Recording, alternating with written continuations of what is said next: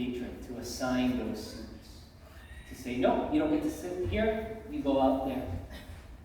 And what measure, what value system would they use to see who would sit in those spots? The value system of culture. How they sat in the house would reflect who they were out in society. So there goes that aspect. People gathered together, they would eat first in the honored places. They would eat all of it so that there would be none left over. Now, what about this whole drunkenness? Can you imagine people getting drunk in our service? Like, we can't imagine that because it's just not how we do our service.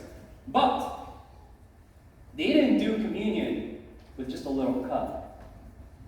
And it wasn't grape juice. No. And it wasn't just a little cracker that they were eating. They were having full-out meals. They were eating and drinking real wine. And at the climax, or at the peak of that dinner, they would gather together, and then they would say, hey, this bread is our Lord's body, this is the blood of Christ. They would have the Lord's Supper at the peak of dinner, but before that, they were eating and communing, fellowshipping. And so those wealthy patrons who would come earlier, the affluent of that community, they were already eating and drinking so much that some would get drunk. So we see, now with some of these explanations, we can start to kind of paint a picture. A rowdy crowd, they're eating and drinking. And when the working class or those people who are so honored in society, when they trickle in, they see, oh, nothing is really left for me. Now, we know that this is not what Paul received and delivered on to the Corinthians. Because we read it. We read how it's supposed to be. But how did it get so bad? Simply put, the Corinthians were allowing culture to dictate how they did the Lord's Supper. By the way, I want you to get this clear. We're not just talking about the Lord's Supper. We're talking about their gathering. We're talking about how they do church.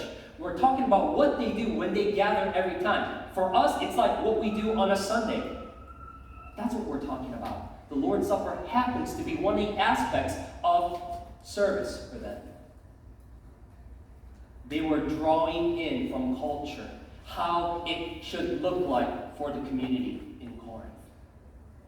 We know that the Corinthians were susceptible of this. They loved to act like the world. One foot out and one foot in, and see, oh, how can we now recreate that in the Christian sense?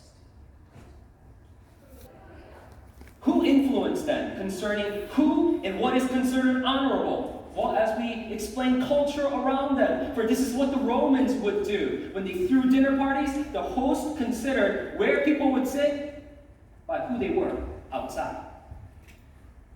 But that's not what Christ taught us. In Luke 22:27, he says this, for who is the greater, one who reclines at table or one who serves? Is it not the one who reclines at table? But I am among you as the one who serves. The Son of God, he's saying, yes, I know the world deems those who recline, they're in, quote unquote, in charge. But I, the Son of God, I am here, and I'm serving. Who influenced them? The Corinthians. That they would drink unto the point of getting drunk at church. Culture around them, they brought that in. Some pagan dinner parties would look negatively upon any limits on merriness and pleasures when honoring the gods, when partying for the gods. That's why in the Bible we see so much temple prostitution, because they thought that sexual gratification, that was honoring the gods, that pleasure honored the gods. But that's not what Jesus taught us. He told us how we should worship him. In John 4:23, he says this, but the hour is coming and is now here when the true worshipers will worship the Father in spirit and truth, for the Father is seeking such people to worship him. Jesus has spelled out what is the right worship which God desires. And it is this, to know God rightly and how he has revealed himself, and to worship him in spirit and truth, which is to say, to love him with all of our heart, soul, and mind. All that is within us, that we would devote it to the worship of our God.